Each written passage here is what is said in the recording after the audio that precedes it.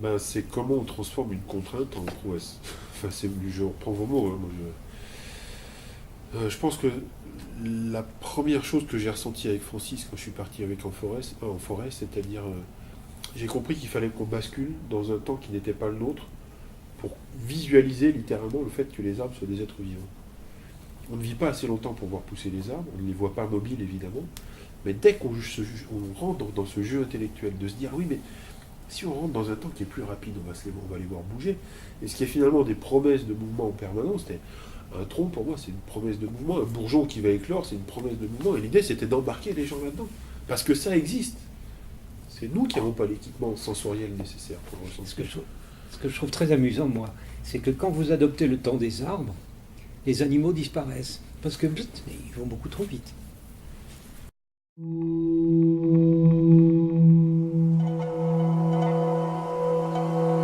La coévolution plantes-animaux, en effet. Oui. C'est comme une course aux armements. S'il y en a un qui cesse d'avancer, il est largué et il disparaît. Donc à chaque armement du partenaire, il faut inventer un nouvel armement. Eh bien, déjà 5 ou 6 étapes, on attend avec beaucoup d'intérêt la suivante, parce qu'on termine sur des faux œufs de passiflore, et ça marche très bien pour l'instant, mais il est évident que le papillon va trouver une parade. Ça, c'est l'histoire des Lyconus et Passiflore. Ouais. Donc l'histoire de l'espèce de compétition armée, comme le disait Francis, compétition armée entre une plante et son prédateur. Oui. Et pour surenchérir un peu, l'objectif du prédateur, c'est de se développer toujours plus, et l'objectif de la plante, c'est pas de se faire manger par le prédateur. Et on va voir qu'on est en permanence en réponse l'un à l'autre, jusqu'à effectivement inventer des choses prodigieuses, jusqu'à inventer des feuilles qui sont différentes, parce qu'on sait que le papillon a compris que ma feuille était comme ça, donc j'en invente une autre, et puis finalement le papillon va trouver quelque chose qui va le rendre plus longévif, parce qu'il est tombé sur une feuille une fleur qui va lui donner un acide aminé tellement puissant que de vivre de quelques semaines, il va vivre une année, donc il va avoir le temps d'apprendre les feuilles, donc la plante va encore réagir. Mais j'aime beaucoup l'idée, vous êtes le premier à souligner cette notion d'évolution. J'adore cette idée dans la forêt, c'est-à-dire moi j'avais l'impression d'être dans la marmite de l'évolution. Vous avez l'impression que ça bouillonne de toute forme à partir d'un concept. Allez, je vais faire une grenouille. Et vous apercevez que les grenouilles que vous allez rencontrer en forêt, il y a la grenouille feuille, il y a la grenouille donc cachée, la grenouille resplendissante, la grenouille minuscule, la grenouille énorme, la nocturne, et vous allez... Et on dit, mais on rentre dans un truc, mais c'est prodigieux, enfin vraiment.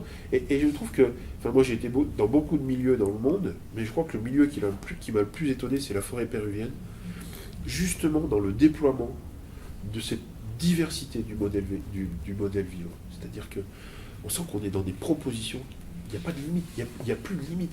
Et ce qui est troublant aussi, c'est de voir la convergence entre l'animal et le végétal. Il y a un moment où c'est plus l'animal imite le végétal imite l'animal. C'est par jour, c'est prodigieux.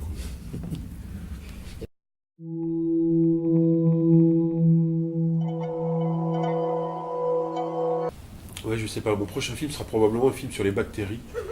Ça se passera dans une boîte de pétri, ça va être génial, vous allez voir, il va y avoir des levures partout, des trucs. Non, mais là encore j'aime beaucoup la pertinence de votre question, c'est-à-dire qu'effectivement, la grosse difficulté, mais même pour l'œil, hein, c'est qu'est-ce qu'on discerne dans cette forêt. C'est là que la médiation de quelqu'un comme Francis est prodigieuse. Je n'aurais jamais fait ce film-là de mon propre chef, tout simplement parce que je n'aurais pas compris la forêt. Et ce travail de médiation qui s'est fait par rebond de Francis à moi et de moi au grand public, c'est ce travail-là, c'est regarder ce truc. C'est incroyable. Et l'idée, c'est effectivement d'être capable de mettre en avant quelque chose dans cet aplat végétal. Ça, c'est aussi le travail du botaniste qui dessine. Et c'est pour ça qu'on a utilisé aussi ce recours au dessin. C'est dessiner, c'est d'un seul coup faire ressortir les choses, mettre en évidence, mais déjà aussi les interpréter, ce qui est extrêmement difficile. Encore une autre précision là-dessus, je me souviens toujours, quand on se baladait avec les guides, ils nous arrêtent. Ah, t'as vu ça? J'ai vu quoi? Ben, regarde. Ah oui. Et je me targue de me balader dans la nature, d'avoir l'œil, comme on dit. J'avais l'impression d'être aveugle. Vous ne voyez rien. C'est tellement complexe. Je me souvian d'Oscar. Tu te souviens, cet ornithologue? On avait les jumelles, machin. Ici, il y a un oiseau. Il avait vu à l'œil nu. Rien. C'est tellement dense. On sent qu'on n'est pas habitué. On n'a pas le soft pour voir dans la forêt. Nous, on est des gens qui voyons loin, qui ont un rapport à l'horizon, et là, c'est trop dense, quoi. Et le problème, à la caméra, il est surmultiplié.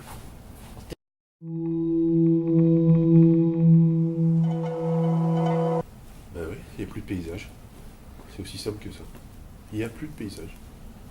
C'est-à-dire qu'on vit dans un truc où on pose la caméra, on commence à filmer, puis les gens disent, mais quand c'est qu'il rentre l'acteur?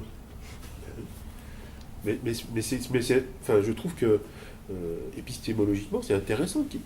Cette notion de paysage, elle est vraiment en rapport avec notre culture des horizons très vastes. Là, il faut qu'on rebascule complètement dans un monde où l'horizon, où les voies de communication finalement vont être verticales, où la pesanteur a un rôle absolument décisif. C'est-à-dire que moi, j'ai beaucoup aimé quand on a commencé à travailler sur cette idée de pluie. La pluie qui tombe sur une première feuille en haut, qui va la laver, qui va recueillir la poussière, qui va aller sur le pelage d'un singe, qui va peut-être récupérer 3 protéines, qui continue à couler, qui va aller dans une mare, qui va donc ramener déjà des nutriments, des substances. Et on a des voies de communication comme ça. Et dans l'autre sens, on a les fourmis qui vont s'escrimer à ramasser des trucs, qui vont faire... Et du coup, nous qui avons l'habitude de logiques qui sont des logiques horizontales, du coup, là, se retrouve complètement sur des logiques qui sont verticales, avec des sens inversés, avec des idées d'insularité. Je me souviens de ces petits lézards qu'on avait dans le Moabi. Je me souviens, un lézard qui vit dans un arbre, on peut imaginer que cet arbre est une île pour lui. Et on rentre dans des logiques écologiques et même de perception qui sont radicalement différentes en tout point.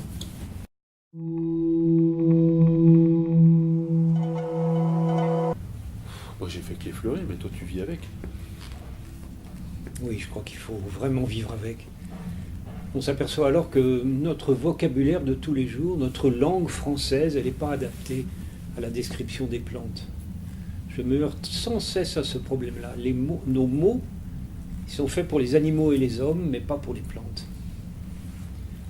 C'est fou, ça va jusqu'au concept. Oui. On est très embarrassé pour décrire des choses, on n'a pas la notion. J'aime beaucoup, je vais reprendre un terme de Francis, qui est l'altérité. L'arbre est autre en tout point. Mais c'est impressionnant d'avoir à passer par le cinéma et la mise en image pour s'en rendre compte. Là encore, je te cite, mais l'animal, on sait où est le début, où est la fin, quoi. On sait qu'il y a une bouche, on sait qu'il y a une anus, il y a un processus qui s'appelle la digestion, il y a des pattes, grosso modo, ça fonctionne. On n'est pas dépaysé, que ça soit un chat ou un tigre, peu importe. Mais là, ça marche comment? Comment on le prend? Dans quel sens il faut le regarder? Ça n'a ni queue ni tête. L'arbre n'a ni queue ni tête.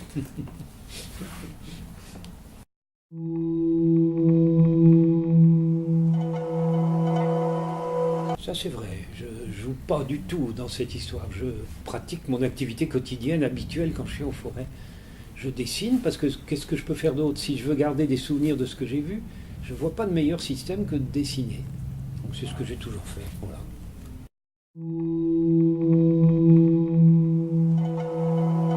Bon, le dessin a aussi des limites, mais je pense que c'est beaucoup plus performant qu'une photo dans ce milieu-là, hein. Je parle de la forêt équatoriale. La photo me déçoit. Si je fais clic et je me dis je verrai ça à tête reposée chez moi, je verrai rien. Donc le dessin s'impose absolument.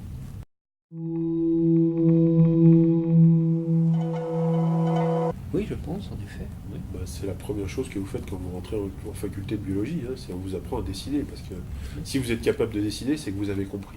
C'est une très très bonne école, très très bonne école d'observation, justement.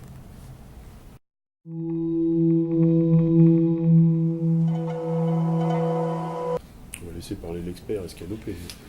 Mais la forêt, avant de monter là-haut, la forêt a beaucoup d'effets sur l'être humain. Vous avez un copain, si vous voulez savoir qui il est, vraiment, emmenez-le en forêt. En 3 jours, vous avez compris. Ça révèle les gens à eux-mêmes. C'est un peu comme la haute mer, d'une manière. Bon, alors maintenant, le sous-bois, c'est charmant, moi j'aime bien, mais c'est un peu austère. Ça sent la feuille morte, ça sent la terre. C'est pas un endroit extrêmement excitant. C'est pas dangereux, mais c'est pas stimulant. Voilà. Par contre, quand vous montez là-haut, alors tout change. Moi, je pense que le vrai visage de la forêt, c'est la canopée. Et je pense, par conséquent, que le sous-bois, c'est l'envers du décor. Tout ce qui est mort, que ce soit animal ou végétal, ça se retrouve dans le sous-bois. Et puis, donc c'est un espèce de local à poubelle, si vous voulez. Et puis en plus, vous avez les gaines de flux, qui sont les troncs d'arbres, mais évidemment, c'est pas là que ça se passe, c'est en haut. Le vrai visage de la forêt, je pense que c'est la canopée. Alors là, vous avez un grand... On parlait du manque d'horizon, de paysage. Arrivé sur la canopée, là, vous voyez à des kilomètres, ça devient superbe, en effet.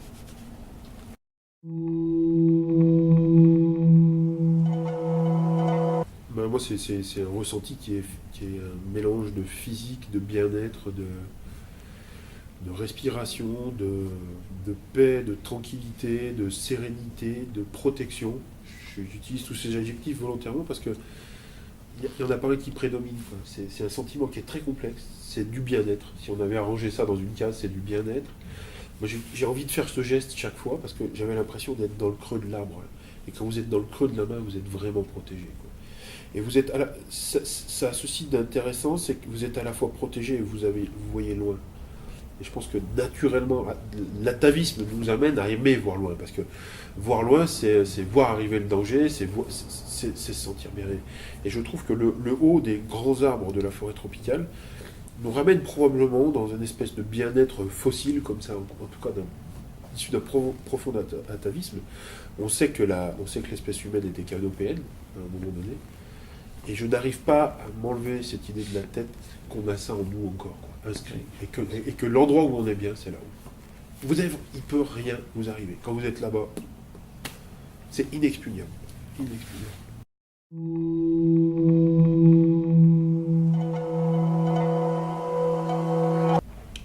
Sans aucun doute. C'est pour ça que j'ai participé pendant le tournage à des pastilles pédagogiques à l'attention des lycées et collèges, parce que je crois que c'est les enfants. Moi ça m'a pris quand j'étais enfant, et je me dis que c'est pareil pour eux. C'est quand ils sont enfants qu'il faut leur montrer tout ça et leur apprendre à ne pas avoir peur des forêts tropicales.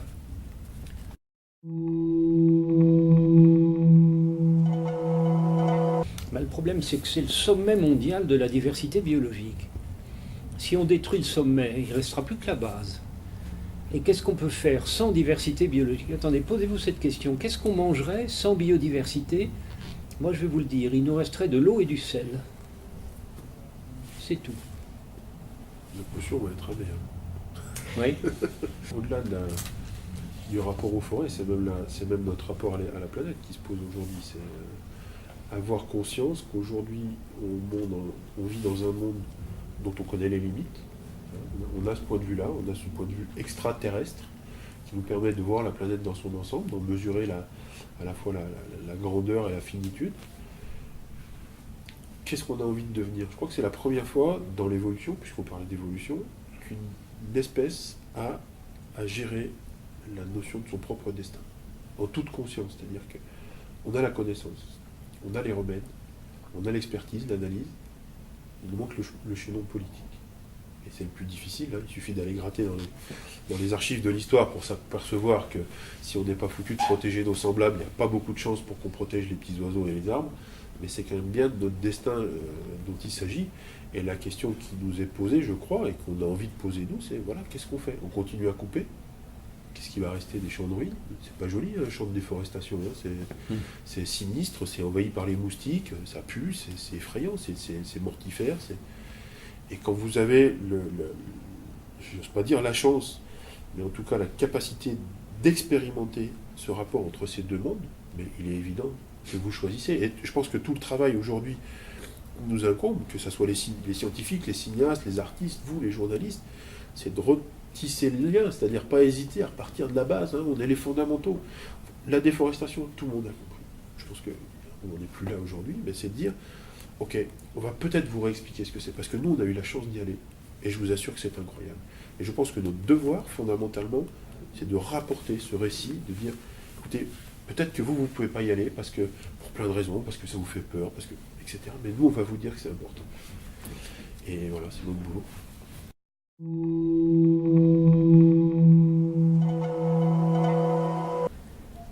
C'est pas facile. Ça m'est arrivé très souvent de prendre la parole devant des politiques, des responsables politiques des pays où je travaille, des pays tropicaux où je travaille. Je leur dis, protégez votre forêt primaire. Mais le gars, il me dit, mais qu'est-ce que vous avez fait vous-même en Europe? Est-ce que vous avez encore des forêts primaires? Je suis obligé de dire que non, je reconnais qu'on les a détruites. Ben, il me dit, mais le développement, ça passe donc par la destruction des forêts, n'est-ce pas? Qu'est-ce que vous voulez dire? C'est très difficile, hein. On a mal agi, et la période coloniale n'a rien arrangé. Alors maintenant, on est très mal placé pour donner des leçons. De sorte que nous évitons d'en donner. Ben, c'est là que se pose la question, à mon sens, du bien commun, qui se pose non pas au niveau des individus, non pas au niveau des nations, mais au niveau de l'espèce elle-même, l'homo sapiens sapiens, prétendu sapiens en tout cas. Et malheureusement, on n'a pas de chaîne de décision politique qui soit à l'échelle des problèmes qui nous sont posés. Et on sait aujourd'hui que là, à Paris, on a besoin, in fine, des forêts tropicales, même si elles paraissent extrêmement lointaines. Et comment on arrive à faire de sorte qu'il y ait un raisonnement logique pour dire aux pays tropicaux, ne coupez pas, mais puisque vous allez nous rendre un service, on va faire de sorte qu'il y ait une équité dans tout ça. Sinon, il n'y a aucune raison. Nous, on a rencontré des types formidables qui adoraient les arbres et qui étaient bûcherons et qui disaient voilà, mais moi, il faut que je nourrisse ma famille. Effectivement. Et je pense qu'à l'échelle de l'individu, il n'y a pas de solution. C'est vraiment. Enfin, là, je trouve qu'on est vraiment dans un problème qui est extrêmement singulier, extraordinairement complexe, dont on connaît l'issue, malheureusement. Et il va falloir qu'on se bouge. Je ne sais pas comment, mais je crois que ça sera l'utopie, la philosophie, la physique, l'art, j'en sais rien, mais en tout cas, il va falloir qu'on se mette tous ensemble pour arriver à trouver une solution. Et ça dépasse, à mon sens, de très loin, très largement la question des forêts.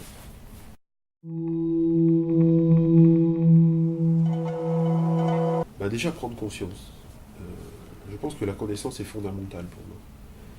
Je crois qu'on ne détruit pas quelque chose qu'on connaît, on ne détruit pas quelque chose qu'on aime, quelque chose qu'on comprend.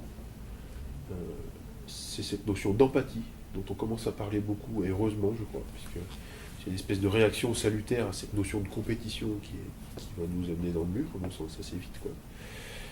Donc déjà comprendre, c'est s'emparer du problème, et je pense que si on s'empare collectivement du problème, les solutions vont venir très vite.